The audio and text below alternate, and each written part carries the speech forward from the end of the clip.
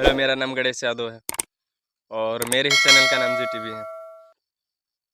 तो आइए आज आप सभी को मैं रामायण की एपिसोड 45 से जीवन में किसी भी क्षेत्र में विजय प्राप्त करने के लिए हमें हनुमान से ये 3 बातें अवश्य सीखने चाहिए, जिसके बारे में बताने जा रहा हूँ।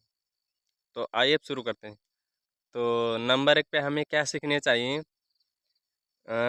जिस प्रकार हनुमान जी अपने शत्रु से विजय प्राप्त अथवा अपने शत्रु पे विजय प्राप्त करने के लिए सबसे पहले उन्होंने उसका बल बुद्धि और इन सारी चीज़ों के बारे में जानकारी लिया और फिर अपने शत्रु अथवा रावण के मन में डर पैदा किया जिससे जाके वो भयभीत हो जाए। तो उससे हमें क्या सीखना चाहिए कि यदि हमें अपने शत्रु पे विजय प्राप्त करना है तो सबसे पहले हमें उसके सारे बल बुद्धि अथवा उसके सारे शास्त्र के बारे में जानकारी ले लेना चाहिए और उसके साथ साथ हमें उसके अंदर एक ऐसी भय पैदा कर देना चाहिए जिससे वो हमसे पहले ही डराना शुरू कर दे, जिस प्रकार हनुमान जी ने किया था। और इसके साथ साथ हमें रामायण की एपिसोड 45 से हनुमान जी से ये दूसरी बातें क्या सीखने चाहिए कि जिस प्रकार हनुमान जी के पास बल बुद्धि सारे होते हुए भी उन्होंने ब्रह्मास्त्र को नहीं तोड़ा, क्योंकि उन्हें मालूम था यदि हम तोड़ देंगे तो हम लंका में नहीं जा पाएंगे।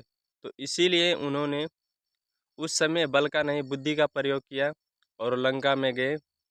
तो उससे हमें क्या सीखना चाहिए कि कभी कभी परिस्थिति अनुसार हमें बल के साथ साथ कभी कभी बुद्धि का भी प्रयोग करना चाहिए, तभी जाके हम अपने लक्ष्य पे जा सकते हैं। और इसके साथ साथ हमें रामायण की एपिसोड 45 से हनुमान जी से हमें ये तीसरी बातें क्या सीखनी चाहिए कि यदि हमें अपने शत्रु पे विजय प्राप्त करना है तो हमें उसकी सारे बल कौशल उसकी शास्त्र इन सारे बातों के बारे में जानकारी ले लेना ही चाहिए। जिस प्रकार हनुमान जी ने जब उन्होंने लंका पे विजय प्राप्त अथवा लंका पे विजय प्राप्त करने के लिए जब उन्होंने वहाँ गए तो सबसे पहले उन्हें लंका के बारे में सारी चीज़ें जानकारी ली और फिर उसके बाद में उन्होंने भगवान राम के पास आए। तो उससे हमें यही सीखना चाहिए कि यदि हमें विजय प्राप्त करना है तो उसके लिए हमें पहले अपने शत्रु की सारी चीज़ें उसके बारे में जानकारी ले लेना चाहिए। तो यदि वीडियो आपको अच्छा लगे तो लाइक सब्सक्राइब जरूर कीजिएगा। धन्यवाद। सीताराम।